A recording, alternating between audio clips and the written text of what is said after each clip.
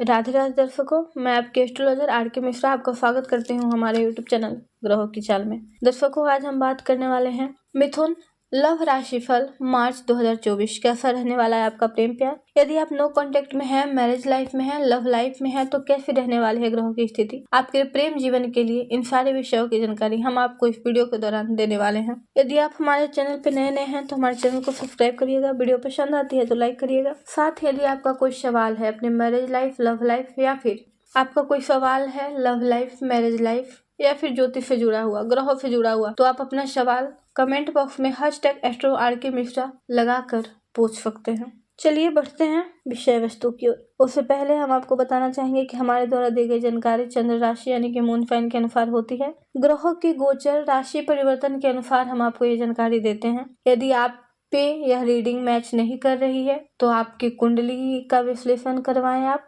आप अपने ग्रहों के स्थितियों को जानने का प्रयास करें।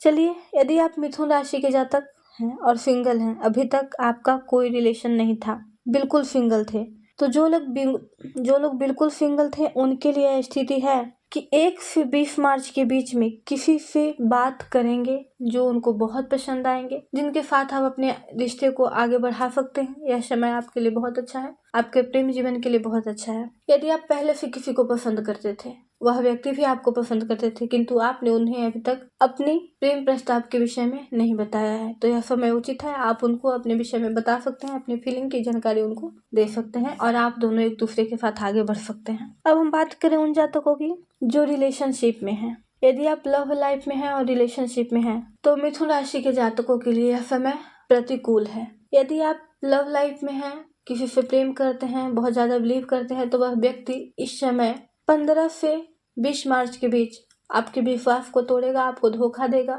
कुछ ऐसी सच्चाई उसकी आपके सामने आएगी जिसकी वजह से आप उनसे बहस करेंगे, झगड़े करेंगे और आप दोनों का रिश्ता खराब हो सकता है, तनाव में जा सकते हैं, परेशानियां बढ़ सकती है। 20 मार्च के बाद समय थोड़ा ठीक है, उसके लिए आपको प्रयास करने पड़ेंगे, दोनों के बीच को जो झगड़े हैं उनको समाप्त करने पड़ेंगे। साथ ही आपको अपनी वाणी पे पूर्ण तरह से नियंत्रण रखना पड़ेगा। आपकी वाणी दूषित हो सकती है, आप गुस्से में अपने पार्टनर को कुछ ऐसा बोल देंगे जिसकी वजह से आपके पार्टनर आपसे दूर होता चला जाएगा और आप फिर उन्हें वापस लाने में असमर्थ हो जाइएगा। इसलिए आप अपने वाणी पे पूर्णतः नियंत्रण रखें। चलिए बात करते हैं उन जातकों की जो विवाहित हैं, जिनका शादी हो चुका है। यदि आप शादीशुदा जातक हैं मिथुन राशि के, तो मार्च का महीना आपके लिए खुशियों का सौगात लेकर आने वाला है। यदि आप कहीं घूमने का प्लान बना रहे थे, कहीं दूर जाने का प्लान आपका था, तो यह समय उचित है। आप दोनों एक दूसरे के साथ अच्छा समय बिताएंगे, बाहर कहीं घूमने पे जाएंगे, एक दूसरे को डेट करेंगे। यह समय बहुत अच्छा है, बहुत शुभ है। आप दोनों एक दूसरे को नए नए तरीके से मनाने का प्रयास करेंगे, प्रेम जताने का प्रयास करेंगे, जिससे आपके पार्टनर बहुत प्रसन्न होंगे और आपको अनंत अथाह प्रेम की अनुभूति होगी। आपको ऐसा लगेगा कि ऐसा जीवन तो आपको कभी मिला ही नहीं था, आपको ऐसे ही प्रेम की आवश्यकता थी, ऐसे विचार आपके मन में आएंगे। चलिए अब बात करते हैं उन जातकों की जो नो कांटेक्ट में है। यदि आप नो कांटेक्ट सिचुएशन की सामना कर रहे हैं तो यह समय खुशखबरी लाने वाला है। आपके पार्टनर आपको बहुत ज्यादा याद करेंगे, जिसकी वजह से हो सकता है कि वह अपने दोस्तों से बात करें और उनके दोस्त उनको ये बताएं कि वह आपसे बात कर लें, तो अच्छी बात है, जिसके कारण वह आपको कॉल या मैसेज कर दें।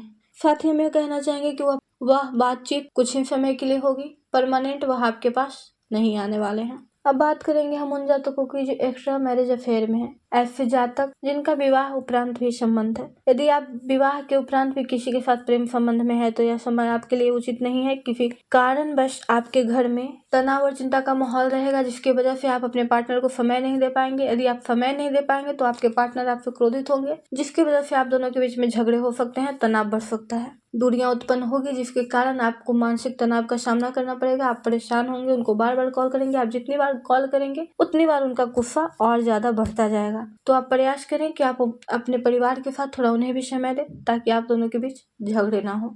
दर्शकों, वैसे तो प्रेम संबंध राहु यदि किसी का अच्छा है तो आपका प्रेम विवाह करवाने में समर्थ है। यदि राहु खराब है तो आपका अच्छे से अच्छे प्रेम संबंध को तोड़ने का समर्थ रखता है। राहु की महत्वपूर्ण भूमिका होती है यदि आपके कुंडली के पंचम भाव से राहु की दृष्टि या किसी भी प्रकार का संबंध बनता है। साथ ही अलगाव में केतु का हाथ सबसे ज्यादा होता है। तो आपका पंचम भाव यदि दूषित ना है तो आपका लव लाइफ बिल्कुल अच्छा रहेगा। यदि आपको बार बार ब्रेकअप का सामना करना पड़ता है, बार बार आप ब्रेकअप की समस्या को झेलते हैं, तो मान के चलिए कि आपका पंचम भाव कहीं ना कहीं दूषित है। आपके पंचम भाव में पाप ग्रह की दृष्टि या पाप ग्रह बैठा हुआ है।